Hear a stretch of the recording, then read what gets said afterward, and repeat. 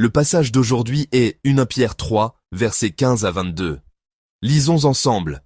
Mais sanctifiez dans vos cœurs Christ le Seigneur, étant toujours prêts à vous défendre, avec douceur et respect, devant quiconque vous demande raison de l'espérance qui est en vous, et ayant une bonne conscience, afin que, là même où ils vous calomnient comme si vous étiez des malfaiteurs, ceux qui décrinent votre bonne conduite en Christ soient couverts de confusion.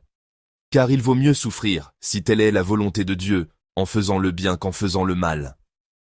Christ aussi a souffert une fois pour les péchés, lui juste pour des injustes, afin de nous amener à Dieu, ayant été mis à mort quant à la chair, mais ayant été rendu vivant quant à l'esprit, dans lequel aussi il est allé prêcher aux esprits en prison, qui autrefois avaient été incrédules, lorsque la patience de Dieu se prolongeait, au jour de Noé, pendant la construction de l'arche, dans laquelle un petit nombre de personnes, c'est-à-dire 8, furent sauvées à travers l'eau.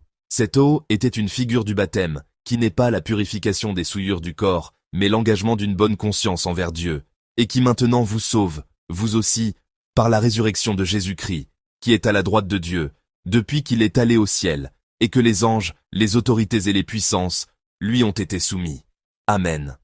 Aujourd'hui, à partir de 1 Pierre 3, versets 15 à 22, je voudrais partager la parole sous le titre « Christ, la raison de notre espérance ».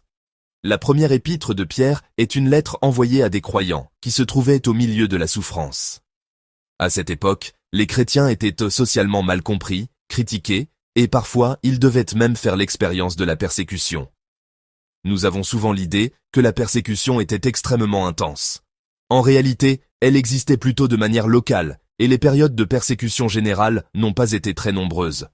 Ainsi, lorsque nous lisons 1 Pierre en gardant à l'esprit qu'elle a été écrite dans des temps de persécution, dans des temps difficiles, cela peut nous aider à mieux comprendre le texte. Nous aussi, en vivant aujourd'hui, il nous arrive de subir des pertes parce que nous croyons en Jésus, et il nous arrive aussi d'être traités injustement. On ne peut pas toujours nous persécuter ouvertement, mais ces choses peuvent tout de même nous affecter. Si nous y pensons ainsi, nous pouvons relier le contexte de 1 Pierre à notre vie d'aujourd'hui. Dans cette situation de persécution, dans ces difficultés, Pierre pose une question aux croyants. Il leur demande « Pourquoi vivez-vous ainsi ?» Et plusieurs passages de 1 Pierre présentent une réponse à cette question. Le passage d'aujourd'hui aussi peut être considéré comme une réponse à cette question. Si nous nous appuyons sur le texte d'aujourd'hui, nous pouvons dire que les croyants sont des personnes qui possèdent une espérance que le monde ne peut pas comprendre. Et la raison de cette espérance, c'est uniquement Christ, Jésus-Christ. Amen. À travers la parole d'aujourd'hui, j'aimerais que nous parlions de 3 choses à partir de ce point. Premièrement, souvenons-nous que le croyant est une personne qui prépare la raison de son espérance. C'est le verset 15. Lisons encore ensemble le verset 15. Mais sanctifiez dans vos cœurs Christ le Seigneur, étant toujours prêt à vous défendre avec douceur et respect, devant quiconque vous demande raison de l'espérance qui est en vous. Amen. Pierre dit d'abord de sanctifier Christ comme Seigneur. Le point central ici, c'est de recevoir Jésus comme le maître de ma vie. On dit que les gens de cette époque confessaient de l'empereur comme Seigneur. Vous l'avez probablement déjà entendu aussi à travers la prédication de notre pasteur principal. En fait, seul l'empereur était appelé Seigneur. Le mot Seigneur correspond au terme Kurios. On réservait ce titre à l'empereur. On l'appelait Maître, Seigneur. Mais les chrétiens, eux, ne confessaient pas l'empereur comme Kurios. Ils confessaient Jésus comme Kurios, comme Seigneur. Une telle confession était en réalité une confession immense. Car c'était donner à Jésus le titre que l'on donnait à l'empereur de l'époque. Cela créait forcément un malaise. Pour ceux qui ne croyaient pas en Jésus, pour ceux qui ne le connaissaient pas, cette confession ne pouvait qu'être dérangeante. À cause de cette confession, on pouvait subir des pertes, recevoir des critiques et devoir faire face à des difficultés. Et pourtant, ils appelaient Jésus Seigneur. Oui, nous aussi, nous confessons le Seigneur comme Seigneur. Nous vivons en confessant Jésus-Christ comme notre Seigneur, notre Maître. Les chrétiens, les croyants de cette époque, n'ont pas abandonné cette foi. Alors, les gens du monde ont commencé à demander « Pourquoi vivez-vous donc ainsi ? Pourquoi, pour quelle raison, confessez-vous Jésus comme Seigneur et vivez-vous différemment de nous ?» Ils ont même dû demander « Est-il vraiment nécessaire de confesser cela, même au prix d'une perte ? Est-il vraiment nécessaire de garder cette foi ?» Quand cela arrive, Le message du texte d'aujourd'hui est que le croyant doit être prêt à répondre. La préparation dont parle Pierre désigne une vie qui reçoit sincèrement Christ comme Seigneur dans le cœur. Cela signifie que les paroles ne viennent pas en premier. La vie vient en premier. La vie vient d'abord, et les paroles viennent ensuite. Les gens regardent notre vie avant d'écouter nos paroles. Même dans la souffrance, ils voient une attitude de reconnaissance. Même lorsqu'il y a une perte, ils voient le choix de l'honnêteté. Au lieu de la haine, ils voient le choix de l'amour. À travers une telle vie, les gens découvrent l'espérance qui est en nous. Il y a eu un film documentaire intitulé Church Brother. Dans cette histoire, on voit un diacre. Il est maintenant allé auprès du Seigneur, mais le film raconte l'histoire de ce diacre, et en particulier son dernier combat contre la maladie. La personne qui a filmé ce documentaire n'avait pas la foi à l'époque. Bien sûr, les choses peuvent être différentes aujourd'hui, mais à ce moment-là, elle n'avait aucune foi. Et pourtant, le film montre très clairement ceci. Les chrétiens ont une autre manière d'affronter la mort, leur attitude est différente. Ils montrent, en réalité, où ils placent leur espérance. Il aurait certainement pu s'attacher à beaucoup de choses de cette terre, et penser à beaucoup de choses. Pourtant, en voyant la manière dont il a vécu ses derniers jours devant Dieu, avec piété comme Job, le réalisateur du documentaire a été profondément touché. C'est finalement devenu l'occasion pour que cela soit porté à l'écran et présenté au monde. Même les non-croyants deviennent curieux quand ils voient quelqu'un qui croit vraiment en Jésus. Ils découvrent qu'il y a là quelque chose. Et ils continuent à demander « Pourquoi vivez-vous ainsi ?» Il me semble que notre vie aussi doit pouvoir être vue de cette manière. Et à ce moment-là, nous devons pouvoir parler. Nous devons pouvoir dire avec assurance où nous plaçons notre espérance. Ce n'est pas parce que je suis quelqu'un d'exceptionnel. C'est parce que Jésus-Christ est devenu mon espérance. Nous devons pouvoir confesser cela. Aujourd'hui encore, nous devons nous examiner nous-mêmes. Jésus se révèle-t-il à travers notre vie? Les gens, en nous regardant, demandent-ils la raison de notre espérance?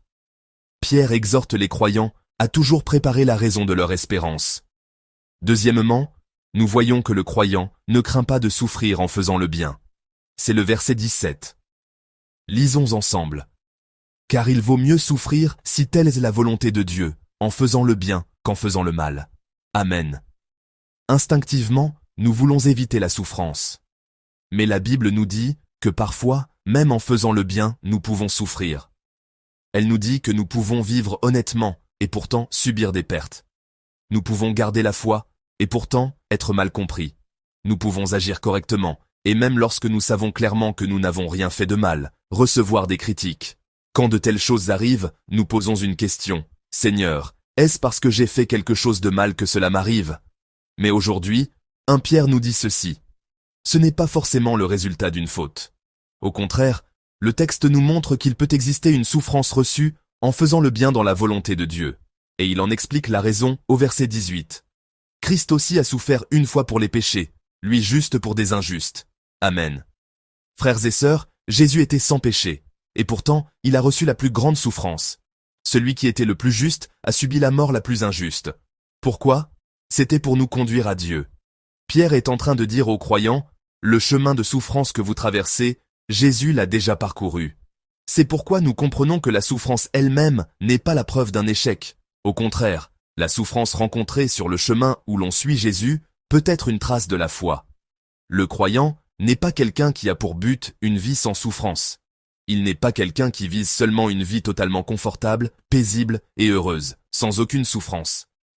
Je crois que le chrétien est celui qui a pour but de suivre Jésus jusqu'au bout. J'aimerais que nous nous souvenions de cela aujourd'hui. Enfin, à travers notre passage, nous voyons que notre espérance se trouve en Jésus-Christ ressuscité. Les versets 20 et 21 mentionnent l'histoire du temps de Noé. Le temps de Noé était une époque où les gens du monde méprisaient la parole de Dieu. Même quand la parole de Dieu était annoncée, ils ne la recevaient pas. Mais Noé a cru la parole de Dieu. Même lorsque les gens se moquèrent de lui, il a construit l'arche en silence. Finalement, le déluge est venu, et seulement 8 personnes ont été sauvées. Pierre relie cet événement au baptême. C'est le verset 21. Regardons le verset 21. Cette eau était une figure du baptême, qui maintenant vous sauve, vous aussi, par la résurrection de Jésus-Christ. Amen. Pierre dit que le baptême n'est pas simplement un acte par lequel on lave le corps. Le baptême est une confession de foi par laquelle nous participons à la mort et à la résurrection de Jésus. Je suis mort avec Jésus. Je suis vivant avec Jésus. Voilà la confession du baptême. Ici, ce qui est important dans le baptême, ce n'est pas l'eau elle-même. Je crois que c'est la résurrection de Jésus-Christ. Parce que Jésus est ressuscité d'entre les morts, nous avons nous aussi l'espérance. Parce que Jésus a remporté la victoire, nous pouvons nous aussi avoir l'assurance de la victoire. Parce que Jésus est à la droite de Dieu, aucune puissance de ce monde ne peut être l'autorité ultime. Le verset 22 se termine ainsi, « Qui est à la droite de Dieu depuis qu'il est allé au ciel, et que les anges, les autorités et les puissances lui ont été soumis. » Amen. Les croyants de l'époque pouvaient naturellement penser que l'Empire romain dominait toutes choses. Mais Pierre dit, ce n'est pas là l'autorité ultime. Il confesse que celui qui est, en définitive, au-dessus de toute autorité, c'est Jésus-Christ. Frères et sœurs, voilà l'espérance du croyant. Alors, pourquoi toutes les injustices de cette terre peuvent-elles ne plus être ressenties comme une injustice ultime? C'est parce que Dieu, qui est au-dessus de tout, Jésus-Christ, qui est au-dessus de tout, est mon Seigneur et mon Dieu. Même si le monde est ébranlé, même si les circonstances sont difficiles, même si la maladie et la souffrance viennent à nous, je crois que notre espérance n'est pas dans les circonstances, mais en Jésus-Christ. Il est passé par la croix, il a vaincu la mort, il est ressuscité, et aujourd'hui encore, il règne à la droite de Dieu. Je vais conclure la parole. Bien-aimés, aujourd'hui un Pierre nous pose une question. Il nous demande quelle est la raison de l'espérance qui est en nous. Comment allez-vous répondre à cette question? Est-ce la santé? Est-ce la richesse? Est-ce l'environnement qui englobe toutes ces choses? N'avez-vous pas un autre appui auquel vous croyez? Ou bien est-ce une personne? Toutes ces choses peuvent être ébranlées à tout moment. Mais je crois que l'espérance du croyant se trouve en Jésus-Christ, qui ne change pas. Je désire que nous devenions tous des croyants, qui reçoivent Christ comme le Seigneur de notre cœur, qui gardent la foi même lorsque nous rencontrons la souffrance en faisant le bien, et qui regardent vers le Seigneur ressuscité. À travers la parole d'aujourd'hui, j'aimerais que vous repartiez avec ceci.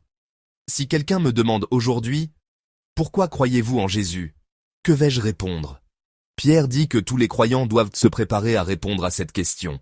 Je ne suis pas en train de dire à tous ceux qui sont ici, « Devenez des ouvriers du ministère, devenez pasteurs. » Je ne dis pas non plus, « Devenez théologiens. » Je dis simplement que nous devons pouvoir dire pourquoi nous en sommes venus à croire en Jésus et quelle espérance Jésus est devenu dans notre vie. Quelqu'un pourra répondre, c'est parce que Jésus a pardonné mes péchés. Quelqu'un d'autre dira peut-être, c'est parce que, au milieu du désespoir, celui qui m'a tenu ferme, c'était Jésus.